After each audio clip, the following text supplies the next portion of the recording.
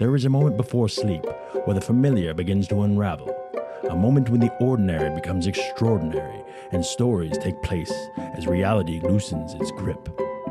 Each tale is a doorway, leading somewhere strange, somewhere thrilling, somewhere unknown.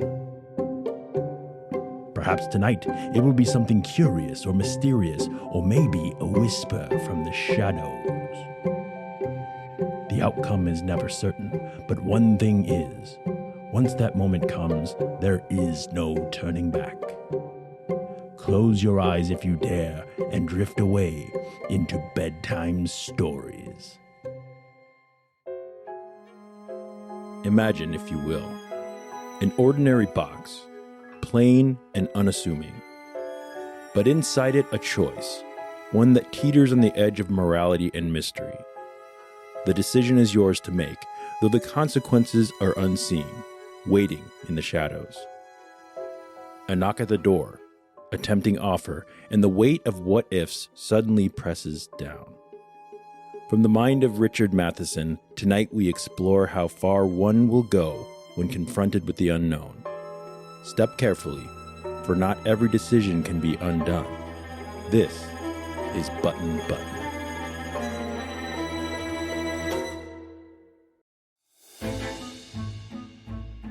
The package was lying by the front door, a cube-shaped carton sealed with tape, their name and address printed by hand.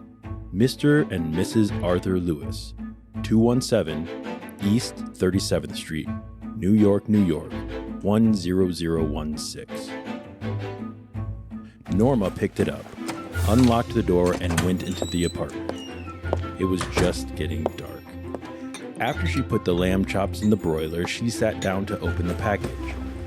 Inside the carton was a push-button unit fastened to a small wooden box. A glass dome covered the button. Norma tried to lift it off, but it was locked in place. She turned the unit over and saw a folded piece of paper, scotch taped to the bottom of the box. She pulled it off. Mr. Stewart will call you at 8:00 p.m. Norma put the button unit beside her on the couch. She reread the typed note, smiling. A few moments later, she went back into the kitchen to make the salad. The doorbell rang at 8:00. I'll get it. Norma called from the kitchen. Arthur was in the living room, reading. There was a small man in the hallway. He removed his hat as Norma opened the door. Mrs. Lewis? Yes? I'm Mr. Stewart. Oh, yes. Norma repressed a smile. She was sure now it was a sales pitch. May I come in? I'm rather busy. I'll get you your whatchamacallit, though. She started to turn. Don't you want to know what it is? Norma turned back. Mr. Stewart's tone had been offensive. No, I don't think so. It could prove very valuable. Monetarily? She challenged. Monetarily. Norma frowned. She didn't like his attitude. What are you trying to sell? I'm not selling anything. Arthur came out of the living room. Something wrong? Mr. Stewart introduced himself. Oh, Arthur pointed toward the living room and smiled. What is that gadget anyway? It won't take long to explain, Replied Mr. Stewart. May I come in? If you're selling something... Arthur said. Mr. Stewart shook his head. I'm not. Arthur looked at Norma. It's up to you. He hesitated. Well, why not?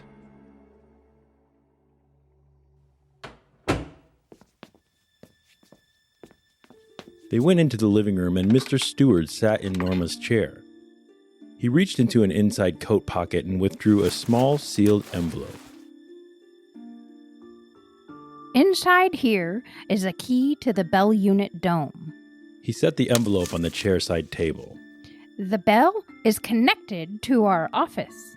What is it for? Asked Arthur. If you push the button, Mr. Stewart told him. somewhere in the world, someone you don't know will die. in return for which you will receive a payment of $50,000. Norma stared at the small man. He was smiling. What are you talking about? Arthur asked him. Mr. Stewart looked surprised. But I've just explained. Is this a practical joke? Asked Arthur. Not at all. The offer is completely genuine. You aren't making sense. You expect us to believe... Who do you represent? Demanded Norma. Mr. Stewart looked embarrassed. I'm afraid I'm not at liberty to tell you that. However, I assure you, the organization is of international scope. I think you'd better leave. Arthur said, standing. Mr. Stewart rose. Of course. And take your button unit with you. Are you sure you wouldn't care to think about it for a day or so? Arthur picked up the button unit and the envelope and thrust them into Mr. Stewart's hand. He walked into the hall and pulled open the door. I'll leave my card, said Mr. Stewart. He placed it on the table by the door. When he was gone, Arthur tore it in half and tossed the pieces onto the table. Norma was still sitting on the sofa. What do you think it was? I don't care to know. She tried to smile but couldn't. But aren't you curious at all? No. He shook his head. After Arthur returned to his book, Norma went back to the kitchen and finished washing the dishes.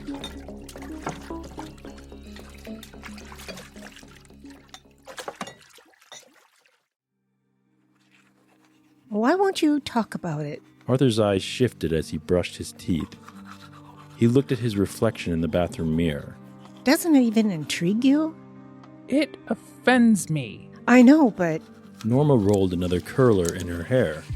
doesn't it intrigue you too? You think it's a practical joke. She asked as they went into the bedroom. If it is, it's a sick one.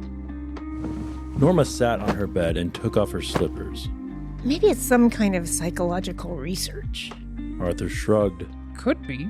Maybe some eccentric millionaire's doing it. Maybe. Wouldn't you like to know? Arthur shook his head. Why? Because it's immoral. Norma slid beneath the covers. Well, I think it's intriguing. Arthur turned off the lamp and leaned over to kiss her. Good night. Good night. She patted his back. Norma closed her eyes. $50,000, she thought.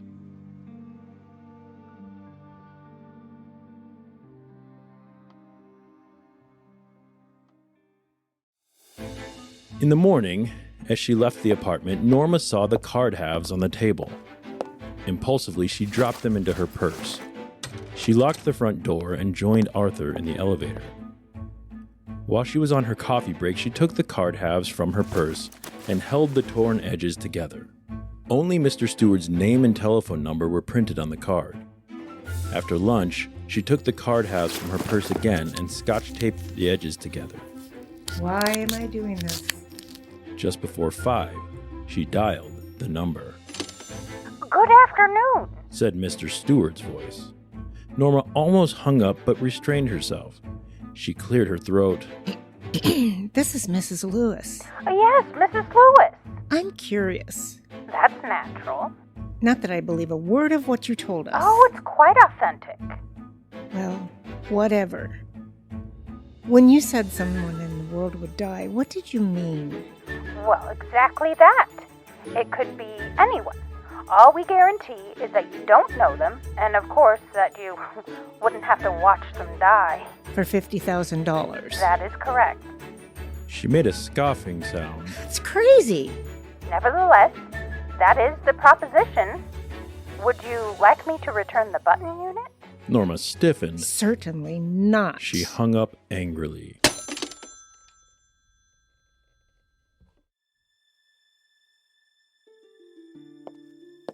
The package was lying by the front door.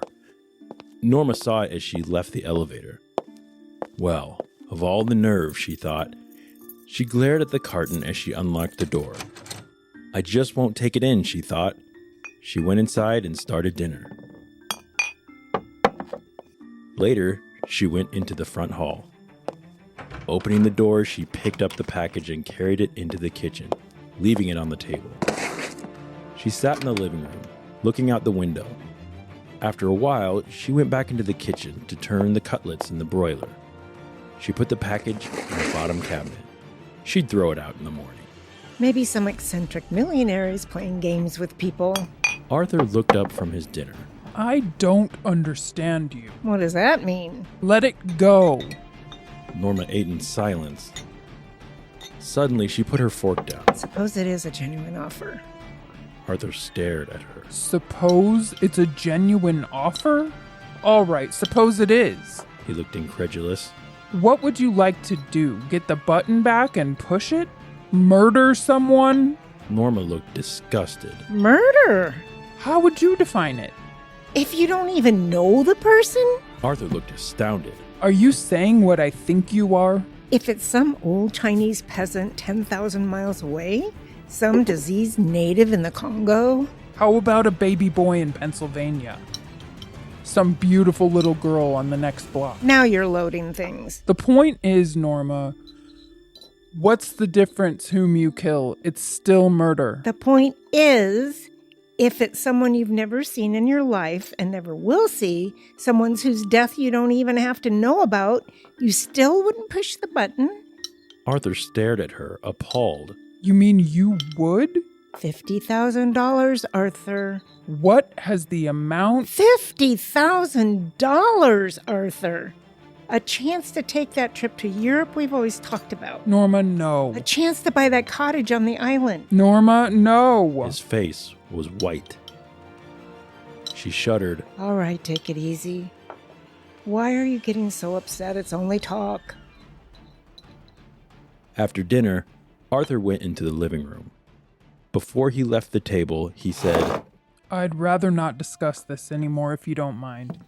Norma shrugged. Oh, fine with me.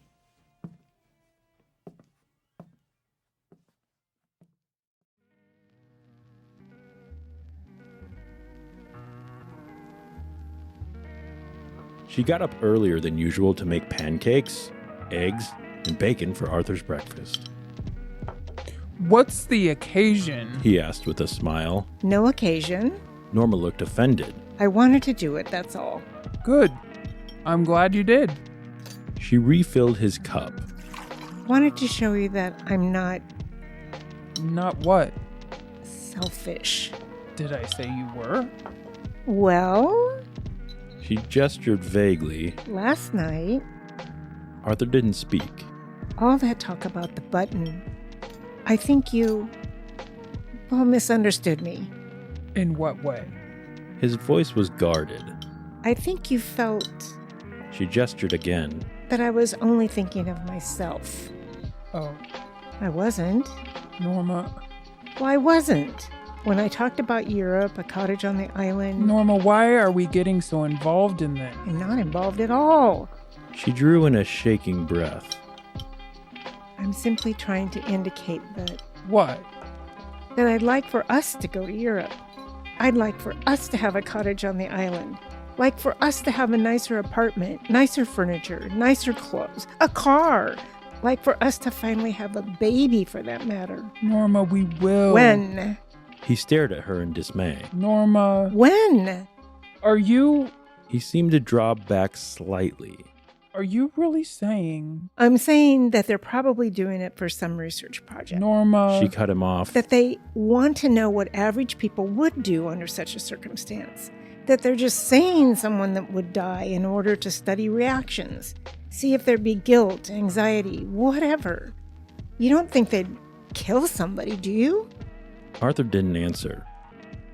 She saw his hands trembling. After a while, he got up and left.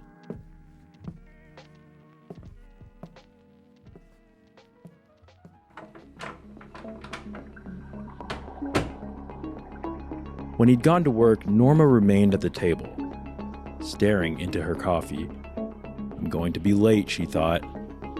She shrugged. What difference did it make? She should be home anyway, not working in an office. While she was stacking dishes, she turned abruptly, dried her hands, and took the package from the bottom cabinet.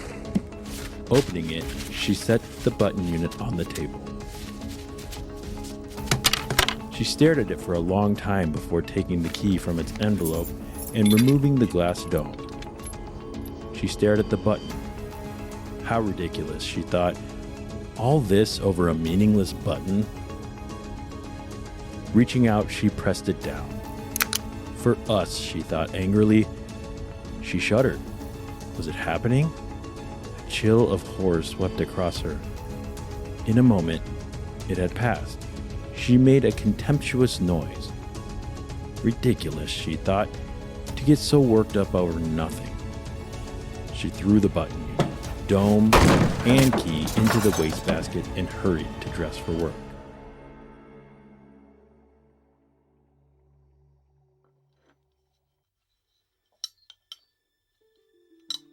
She had just turned over the supper steaks when the telephone rang.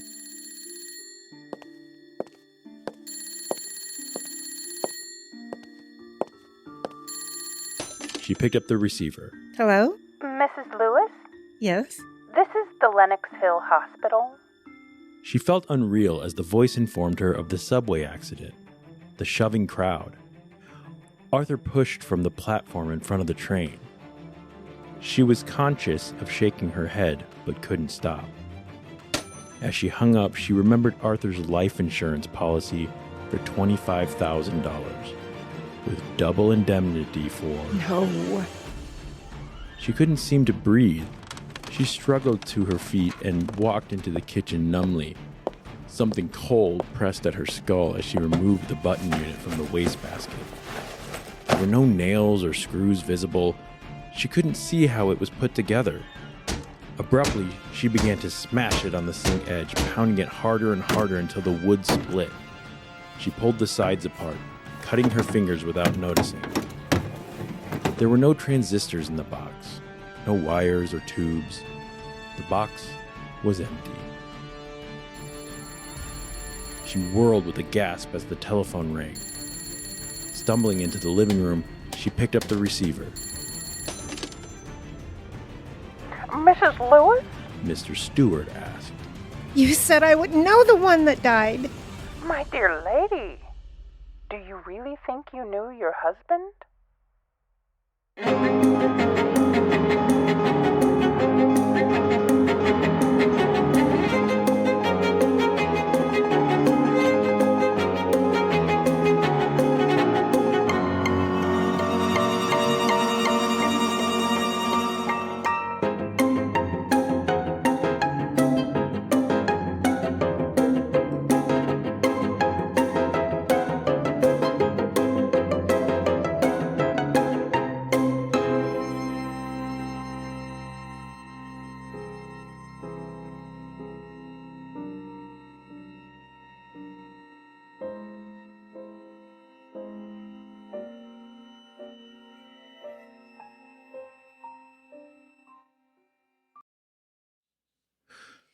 Bum, bum, bum. The package was lying by the front door. Norma saw it as she left the elevator.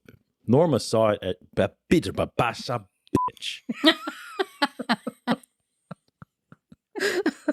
Sometimes you just have to say bitch. Uh-huh. Okay. Let me get some dinosaur juice here. Oh, yeah. You will have a little drink. I'm going to have a little swig, too, I think.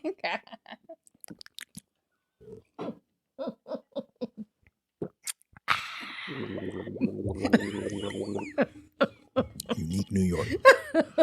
Cutlets. Pieces of meat cut into serving size. Proposition. Offer. Proposal. Yeah, I found it interesting that they have those little definitions. Yeah. The package was lying by the front door. Norma saw it. She left it as well as the nerve. She thought she glared at the cart and she unlocked the door. I won't take it in. She thought she went inside and started dinner. Okay. The package was laying